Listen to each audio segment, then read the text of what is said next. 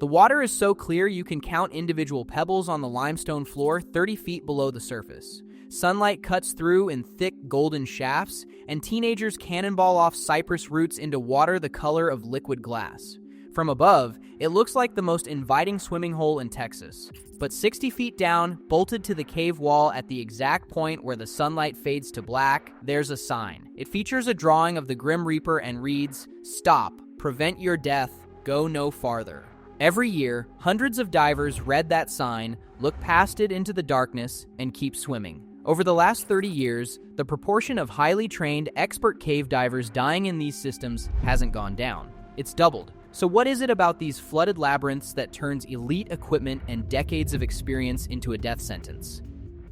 Cave diving begins where regular scuba diving ends, at the ceiling. In open water, a diver experiencing an equipment failure can drop their weights, inflate their vest, and swim straight up to the atmosphere.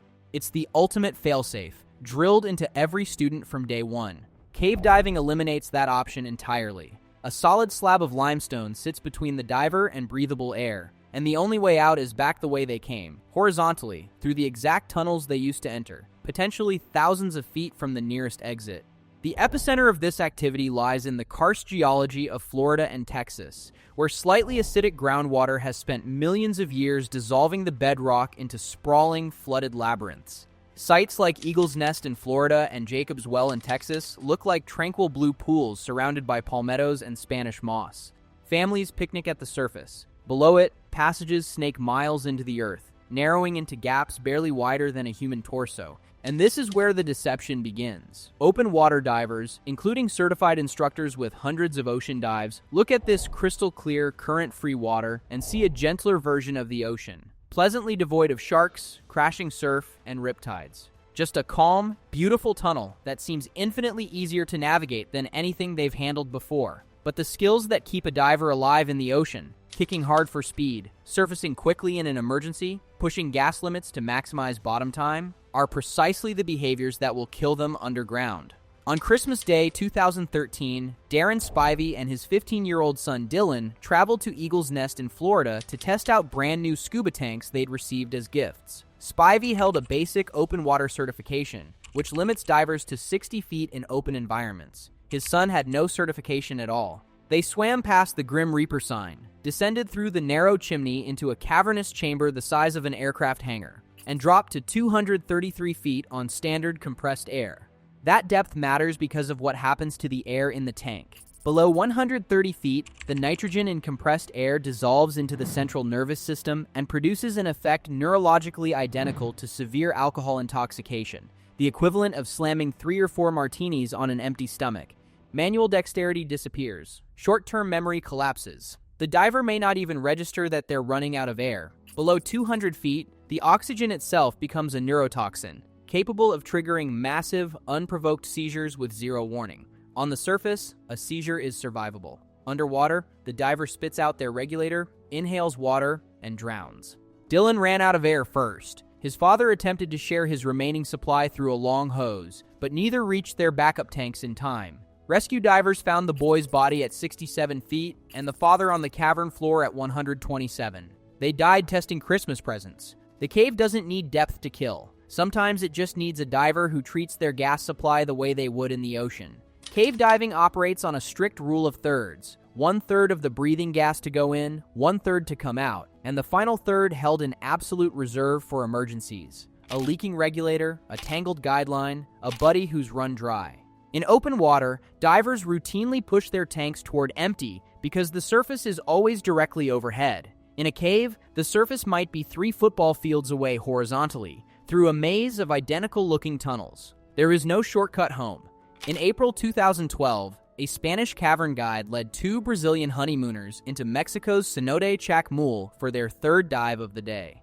To save the trouble of walking back to the truck, the guide reused his tanks from the previous dives, starting the excursion with a significantly depleted reserve. He then swam the group past the warning sign and into the dark cave zone without deploying a physical guideline to mark the way out. When an emergency occurred underwater, the team was off the line, in the dark, with less gas than they needed. All 3 swam 200 feet deeper into the cave instead of toward the exit.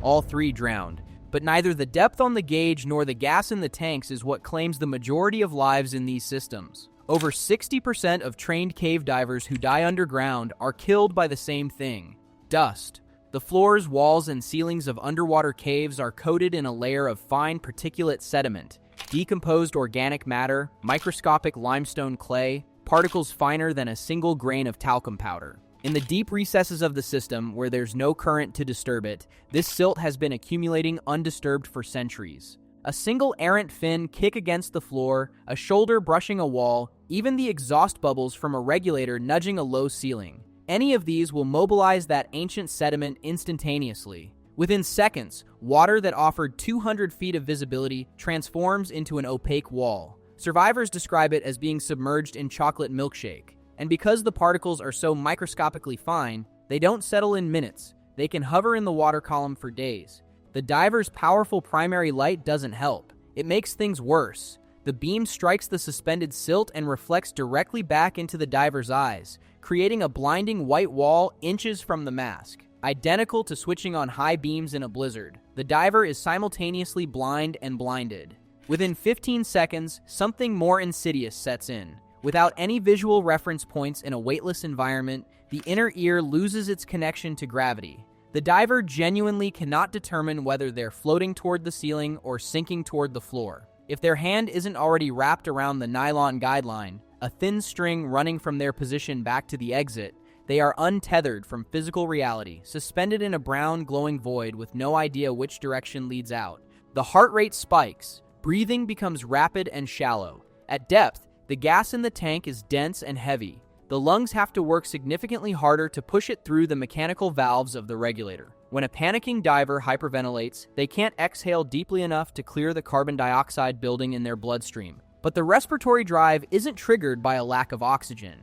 It's triggered by an excess of carbon dioxide. As it pools, the brain fires an overwhelming biological mandate to breathe harder, faster, deeper. The diver feels a violent, crushing desperation to breathe despite having a functional regulator in their mouth and gas in their tanks. Rational thought disintegrates. Survivors have described the final stage as violent, involuntary sobbing without any emotional content, the diaphragm fluttering uncontrollably, the lungs refusing to obey. In the worst cases, divers rip their own regulators from their mouths in a desperate, irrational attempt to take a breath of fresh air and inhale cave water instead. From a single errant fin kick to complete physiological collapse, the entire sequence can unfold in under 5 minutes. When recovery teams locate the bodies, the evidence of those final minutes is unmistakable. Regulators ripped from mouths, fingernails torn and bloody from clawing at solid rock, bodies found just feet from a functional exit they couldn't see through the silt.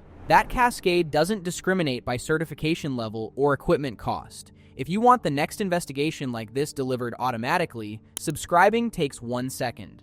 In October 2016, Patrick Peacock and Chris Rittenmeyer descended into Eagle's Nest, a Florida sinkhole so hostile it's earned the name the Mount Everest of cave diving. Both held elite certifications in closed-circuit rebreather and trimix diving.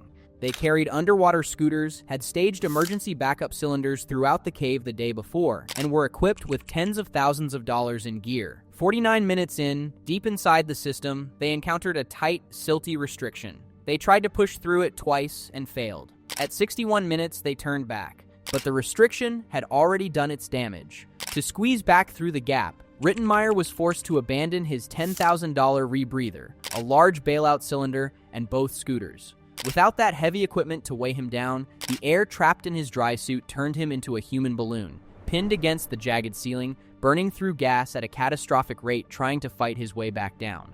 3 95 cubic foot emergency tanks were found sucked completely dry. While both men fought for their lives 260 feet underground in total darkness, their friend floated in the warm Florida sunshine at the surface, checking his watch every 30 minutes, fully expecting them to appear. Peacock and Rittenmeyer did not survive. The silt out doesn't just blind divers, it dismantles their capacity for rational behavior entirely. In 2012, a father took his teenage son and daughter into Florida's Twin Caves on a basic open water certification. Standard flutter kicks instantly obliterated the visibility. In the blind panic that followed, the father and son fled toward the exit, physically shoving past other divers in the passage, and left the girl behind in pitch-black water. She survived only because she stumbled into a tiny air pocket against the ceiling, trapped there by exhaust bubbles from strangers who had dived the cave days or weeks earlier.